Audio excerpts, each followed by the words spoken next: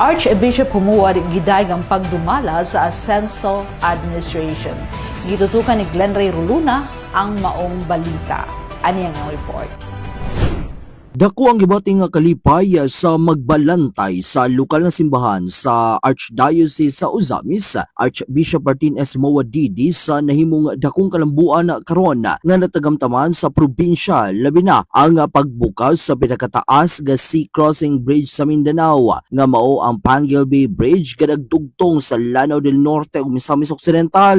Kini dako og mamahimong ikatabang alang sa mga Misamisnons aron nga dali ug accessible na ang pagbiyahe sa ubang mga probinsya. Congratulations labi na gayud sa ato nga mga political leaders, labi na ni Governor Henry Swaminal tungod kay iya mo yung gipaningkamutan nga kini mahitabo o aduna gyud katumanan alang kini sa katawhan o kini nga tulay usa kini kapagpakita nga kita di ay dunay pag-inambitay nganhi sa katawhan padulong usab sa lain nga mga katawhan din kini gapakita sa ato nga panaghigalaay o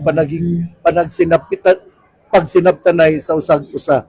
Muna nga nalipay ako kay masayon ra ang pag-adto sa lain nga mga lugar o pinagi niini aduna gyoy development o improvement sa ato nga probinsya o kini ato pong ikalipay para masayon pod ang atong paglakaw padulong dito labi na kay usahay maglisod ta nga mulabang padulong para adto sa Mukas.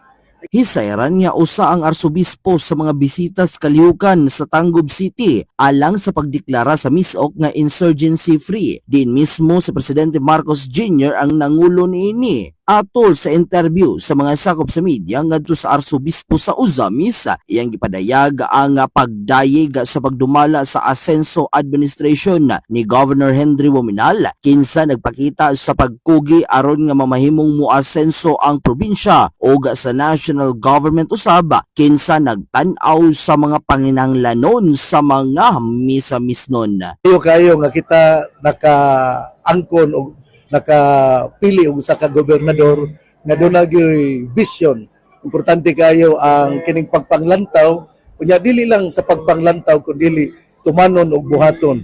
Busa katawhan, mapasalamaton kita, pasalamat kita sa Dios, pasalamat nga adunay mga tao atong mga political leaders nga mihimo gayud alang sa kaayuhan sa katawhan.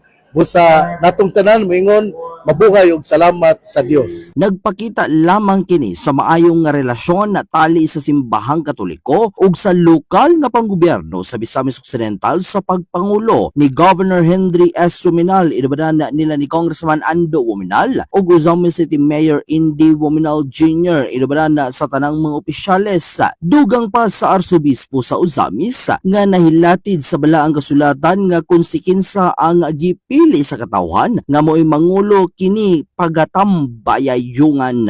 Ang team gyud kayo nga ang simbahan makigtambayayong gyud sa ato nga mga political leaders. Kay gani bisan na natong Holy Scripture dina sa Romans chapter 5 gahisgot man gyud na si San Pablo gahisgot man gyud nga bisag kinsa ang mamahimo nga mo lingkod sa pangagamhanan nga gipili sa katawhan kinahanglan usab nga kining tambayayungan sa ato nga mga katawhan ug ingon usab sa simbahan.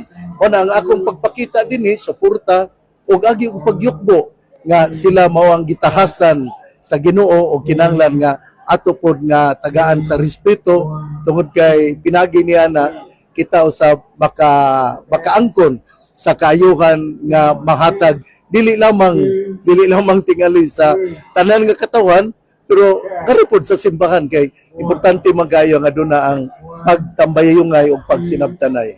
Alang sa Ozamis Today, kini si Glenn Ray Roluna.